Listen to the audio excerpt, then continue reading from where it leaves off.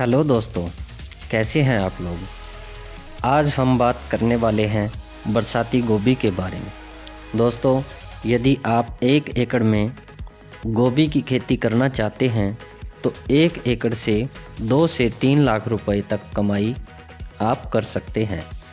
यदि बरसात में यानी अगेती फूल गोभी की खेती करने की सोच रहे हैं तो खेती कैसे करें, कौन सी वैरायटी का चुनाव करें और गोभी की खेती में कौन कौन से रोग आते हैं और ज़्यादा उत्पादन लेने के लिए हम कौन से पोषक तत्वों की पूर्ति करें और कौन सी वैरायटी का चुनाव करें, कौन सी खाद डालें जिससे हमें अच्छा उत्पादन मिल सके, ये सब जानकारी आपको इस वीडियो में बताने वाले हैं।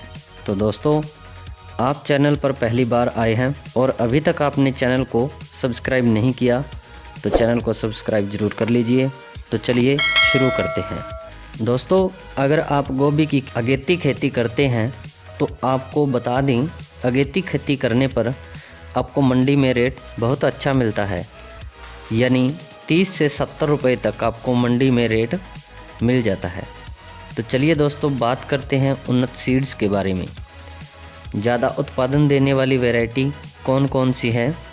गोभी की कुछ वैरायटी ऐसी हैं जो सर्दियों में अच्छा उत्पादन देती हैं, तो कुछ वैरायटी ऐसी भी हैं जो गर्मियों में अच्छा उत्पादन दे देती हैं। आप मौसम के हिसाब से वैरायटी का चुनाव कर सकते हैं। तो दोस्तों, कुछ वैरायटी हैं जो अच्छा उत्पादन देने वाली हैं। अगर आप अगेती खेती करते हैं यानी बरसात के मौसम में आप गोभी की खेती करते हैं तो वैरायटी के नाम हैं जैसे CFL 1522, NS की 133, एडवांटा की ADV 1400, एडवांटा की सुपर सीगरा और वेलकम सीड्स की 103F वैरायटी आती हैं।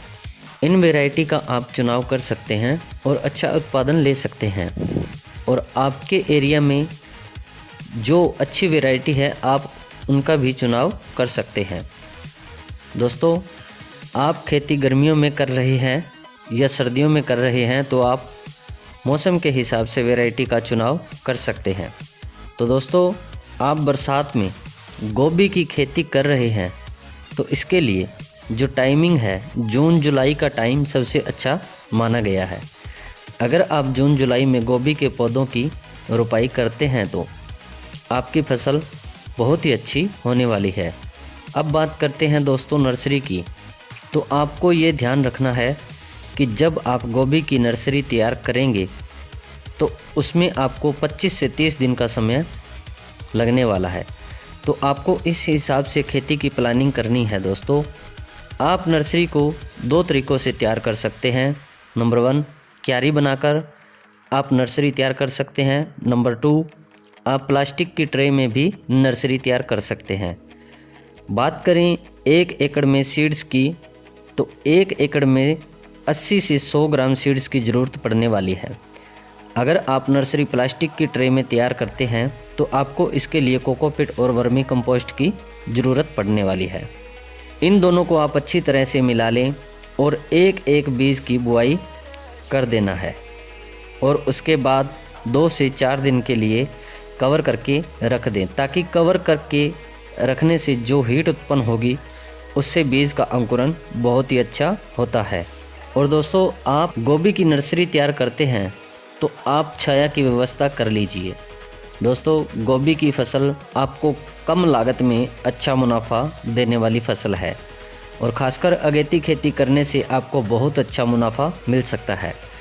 आप शेड बनाकर छाया का प्रबंध कर सकते हैं और जो शेड आपने बनाया है उसके नीचे आप प्लास्टिक की ट्रे रख दें। और अगर आपकी गोभी की नर्सरी पर फंगस लग रही है तो आप कोई भी फंगिसाइड का इस्तेमाल कर सकते हैं।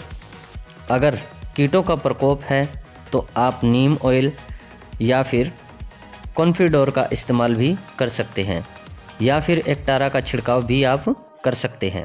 इसमें से किसी का भी छिड़काव आप करते हैं तो कीटों का प्रकोप ख़त्म हो जाएगा। इसके बाद आप नर्सरी 5 से 6 इंच की हो जाए तो आपको पौधारोपण कर देना चाहिए। जब आप पौधारोपण करें उससे पहले आप खेत की अच्छे से जुताई कर लें और जुताई के बाद आप बेड तैयार कर लें। दोस्तों ये सब करते समय आपको 2 ट्राली गोबर की खाद, super phosphate 100 kilo, potash 50 kilo, इस सभी खादों को मिक्स कर लें और आप सरसों की खली का इस्तेमाल भी कर सकते हैं। इन सब को मिलाकर आपको बेड तैयार करने हैं। अब बात करते हैं बेड से बेड की दूरी।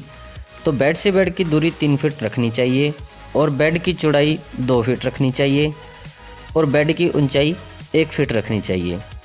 दोस्तों एक बात का आपको ध्यान रखना है, अगर आप बरसात के मौसम में गोभी की खेती कर रहे हैं तो खेत ऐसा होना चाहिए जहां बरसात होने पर जल भराव ना हो।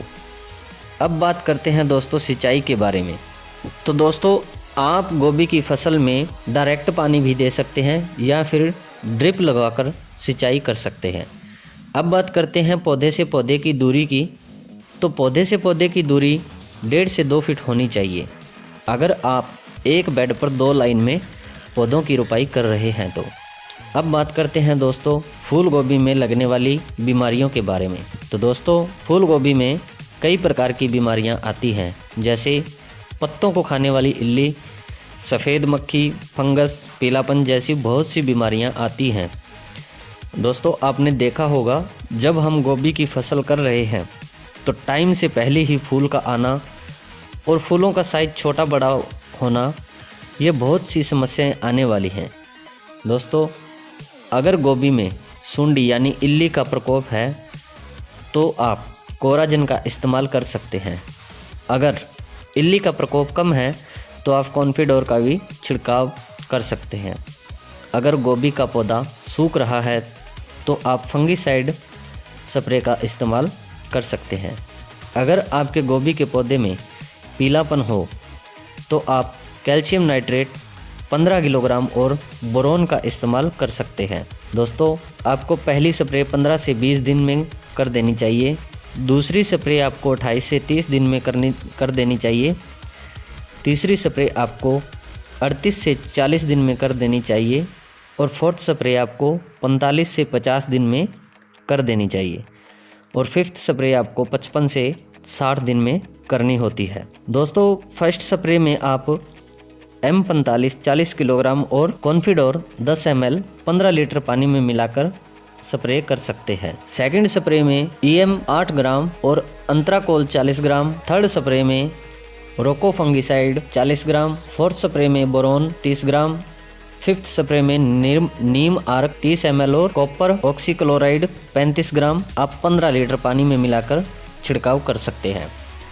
दोस्तों इसके अलावा कम या ज़्यादा बीमारी होने पर आप अपने नज़दीक पेस्टिसाइड की शॉप से संपर्क कर सकते हैं।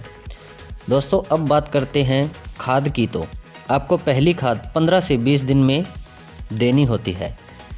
इसमें आप यूरिया 25 से 30 kilo, zinc sulphate 5 kilo, humic acid 500 ग्राम आप 1 एकड़ में डाल सकते हैं। दूसरी खाद आपको 28 से 30 दिन में डालनी चाहिए। इसमें आप सागरिका 10 किलो, यूरिया 50 किलो आप डाल सकते हैं। तीसरी खाद आपको 40 दिन के आसपास देनी चाहिए। इसमें आप कैल्शियम 10 से 15 किलो, बोरोन 500 ग्राम डाल सकते हैं। तो दोस्तों इस हिसाब से आप गोभी की खेती कर सकते हैं। दोस्तों अब बात करते हैं लागत की। तो 20 से 25 हज़ार रुपये तक का खर्चा आपको आने वाला है और उत्पादन की बात करें तो 80 से 100 क्विंटल उत्पादन आपको 1 एकड़ में होने वाला है और अगेती गोभी का मंडी में रेट भी अच्छा मिल जाता है। तो दोस्तों आप इस तरह से कम लागत में फूल गोभी की खेती से अच्छा मुनाफा कमा सकते हैं। दोस्तों अब बात करते हैं फूल गोभी खाने के फ़ायदे। तो दोस्तों फूल गोभी में कार्बोहाइड्रेट, वसा और प्रोटीन जैसे पोषक तत्व होते हैं। इसमें iron, calcium, magnesium, potassium, zinc, copper, phosphorus और फ्लोराइड जैसे मिनरल भी होते हैं। विटामिन सी के अलावा फूल गोभी में B1, B2, B3 और B5 जैसे विटामिन भी शामिल हैं। तो दोस्तों आपको यह जानकारी कैसी लगी? अगर अच्छी लगे तो लाइक करना और चैनल को सब्सक्राइब ज़रूर कर लेना। धन्यवाद दोस्तों।